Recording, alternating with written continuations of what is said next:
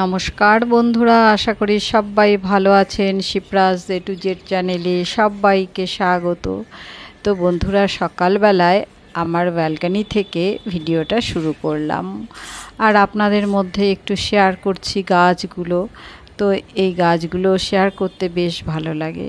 তো সকালে এই ব্যালকনিতে এসেছি, অনেকক্ষণ এসে সব ডাস্টিং করছি আর কি, সব মোছামুছি পরিষ্কার পরিচ্ছন্ন করে নিচ্ছি। তারপর গাছগুলোতে একটু একটু জল দিয়ে দিচ্ছি। খুব বেশি কিন্তু আমি গাছের টবগুলোতে জল দিই না, খুব অল্প পরিমাণেই দিয়ে দিই। আর এইদিকে এই যে দূর্বা গাছ, এই দূর্বা গাছগুলোকে খুব ভালো করে যত্ন করি। একদম মরে গেছিলো গাছগুলো। তো ঘাস বলা হয় না, ঘাসের কখনো মৃত্যু হয় না।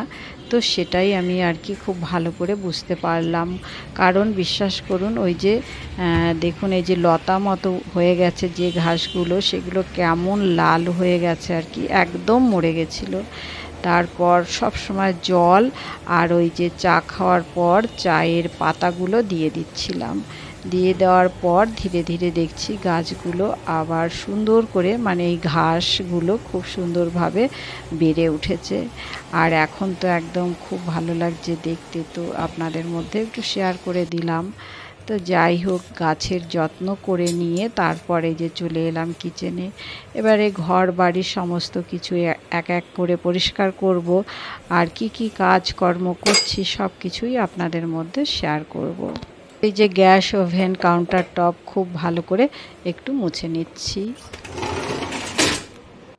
তো কাজগুলো যেমন করি, ঠিক কাজের ফাঁকে আবার খাওয়া দাওয়ার প্রতিও একটু যত্নবান হওয়া উচিত।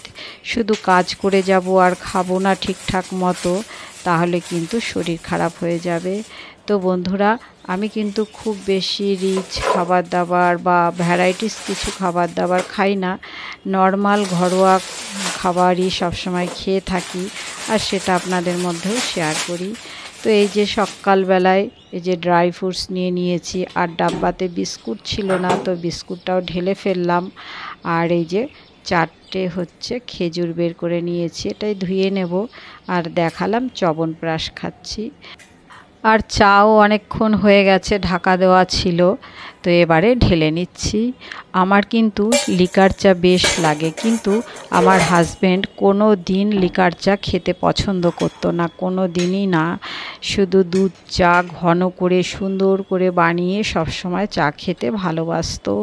কিন্তু এখন শরীরের মানে কষ্টের জন্যে আর দুধ চা খায় না, এখন কিন্তু লিকার চাই তার দিন চলে আর কি। তো সকালের চা খাবার পালা কমপ্লিট করলাম, করে এবার কাজকর্ম শুরু করছি। এই যে সোফার কাভারটা এখানে বসা হয়, তো একটু অগোছালো হয়ে গেছে সব, মানে নেমে আসছে, জায়গাটা জায়গায় নেই, তাই বেশ সুন্দর করে গুছিয়ে নিচ্ছি। আর বাড়িতে লোকজন আসবে বলেই যে আমি ঘর গোছাবো, সুন্দর করে পরিপাটি করে ঘর গুছিয়ে রেখে দেব, কখন মানে বাড়িতে গেস্ট আসবে এসে দেখবে যে ঘর সুন্দর করে গোছানো রয়েছে, সেটা কিন্তু আমার মনে কখনোই আসে না। কারণ গেস্ট আসুক বা না আসুক, আমি নিজেই আমার নিজের ঘর গোছানো দেখতে চাই। সব সময় ঘরটা গোছানো থাকবে, সব কিছু জায়গাটা জায়গায় থাকবে, সেটাই কিন্তু আমার সব সময় মনের ইচ্ছা। এই কারণে আমি সংসারের যাবতীয় কাজ একা হাতে সব কিছু গুছিয়ে সব সময় করে থাকি। আমি নিজে দেখি, আমার নিজেরই ভালো লাগে, এতে আমার কাজ করার আগ্রহ অনেক বেড়ে যায়। তো সবাই যদি আমরা নিজেদের ঘর বাড়িগুলো সবসময়ের জন্য গুছিয়ে পরিপাটি করে রাখি, তাহলে কিন্তু অটোমেটিক্যালি আমাদের মনও ভালো থাকবে আর শরীরটাও ভালো থাকবে। শরীর ভালো রাখার জন্য পরিষ্কার পরিচ্ছন্ন থাকাটা অবশ্যই জরুরি দরকার। সুস্বাস্থ্যের জন্যে সবসময় পরিষ্কার পরিচ্ছন্ন থাকা। তো দেখতে পেলেন বন্ধুরা, ঘর টরগুলো সবই এক এক করে পরিষ্কার করে নিচ্ছি। ঠাকুর ঘরটা খুব ভালো করে ঝাড়টার দিয়েছি। তারপরে যে বেডরুমে চলে এসেছি, বেডরুমটাও খুব ভালো করে মানে ডাস্টিং করলাম, করার পর বিছানাটাও ঝেড়েছি। আর এই যে জানলাগুলো খুব ভালো করে কাচগুলো মুছে টুছে নিচ্ছি। তারপর ঘরটাকে খুব ভালো করে ঝাড় দেব, বাকি আছে, মুছেও নেব। আর বন্ধুরা আজকে সারা দিন অনেক কাজ করছি, অল্প অল্প করে শেয়ার করছি। তো সমস্ত কাজ কমপ্লিট করার পর কিচেনের একটা খুব ভারী কাজ করব। সে কাজটা কি কাজ অবশ্যই আপনাদের মধ্যে শেয়ার করব, দেখতে থাকুন। আর বন্ধুরা একদম স্কিপ করবেন না। আমি জানি আমার অনেক ভালো ভালো অনেক বন্ধুরা আছে যারা কখনোই স্কিপ করে না, ফুল ওয়াচ করে। তো তাদের প্রত্যেকের জন্য অনেক অনেক ভালোবাসা রইল। এদিকে অনেক সুন্দর সুন্দর কমেন্টসও পেয়েছি গত ব্লগ থেকে। পিঙ্কিজ অল ইন ওয়ান চ্যানেল থেকে পিঙ্কি লিখেছে, ভীষণ ভালো লাগলো ভিডিওটি, বাবাইয়ের ঘরের বেডশিটটি ভীষণ সুন্দর। থ্যাংক ইউ পিঙ্কি, খুব সুন্দর একটা কমেন্টস করেছো, এর জন্যে তোমাকে অনেক অনেক ভালোবাসা।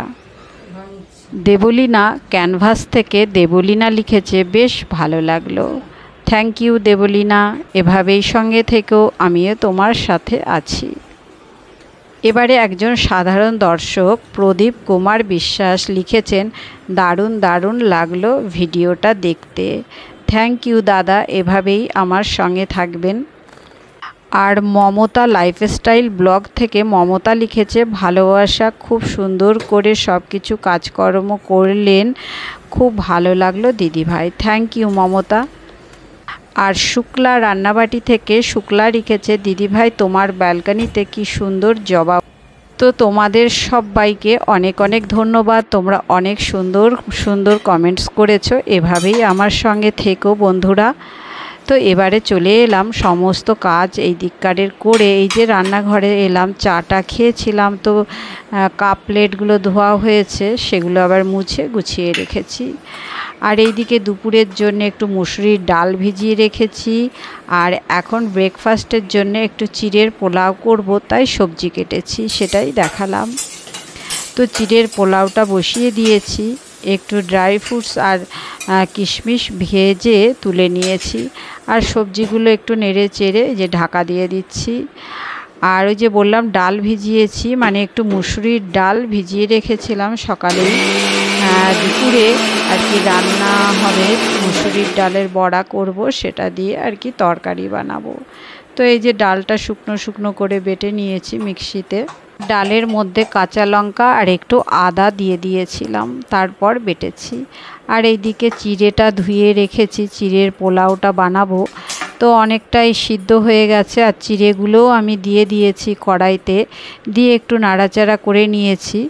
আর এইদিকে যে মিক্সিটা একটু ভালো করে পরিষ্কার করে নিচ্ছি, কারণ ডালটা বেটেছি সব সময় কিছু বাটার পর, মানে ব্যবহার করার পর একটু হালকা হাতে মুছে নিই খুব ভালো করে।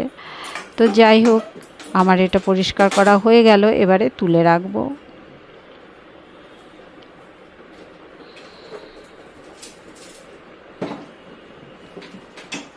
বাটাবাটির কাজ আমার কমপ্লিট হয়ে গেল, একটু আদা আর কাঁচা লঙ্কাও বেটে নিয়েছি। তো এদিকে চিড়ের পোলাওটাও হয়ে গেছে, এবারে একটুখানি গোলমরিচ পাউডার দিয়ে দিচ্ছি।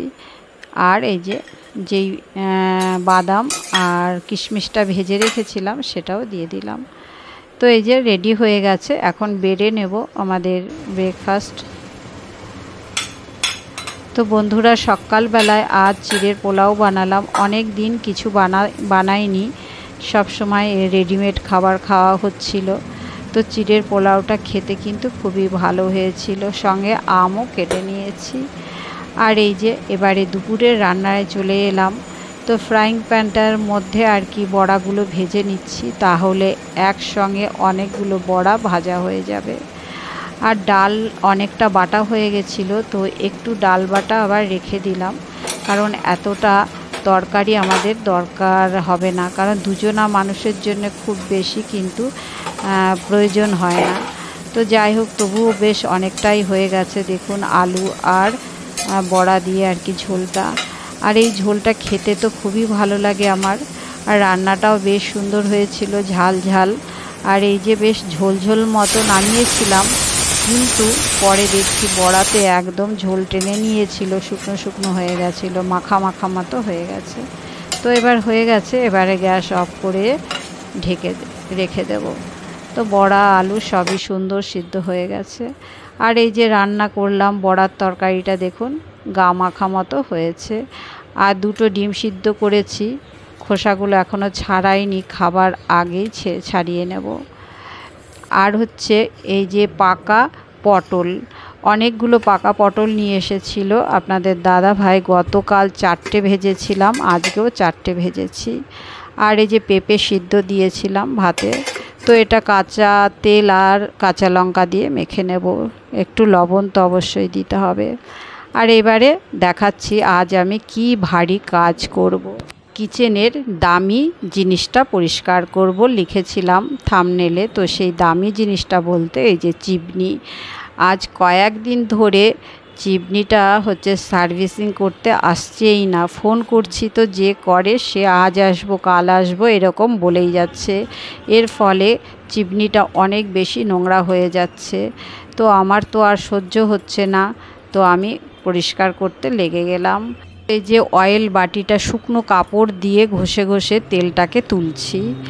আর এই যে এইখানে হচ্ছে চিমনির এই যে জালি মতো করা আছে, এই জালিগুলো খুব ভালো করে শুকনো কাপড় দিয়ে ঘষে ঘষে তুলছি আর কি। এই যে তেল চিটেটা, তো এটা তো ভীষণ তেল হয়ে আছে।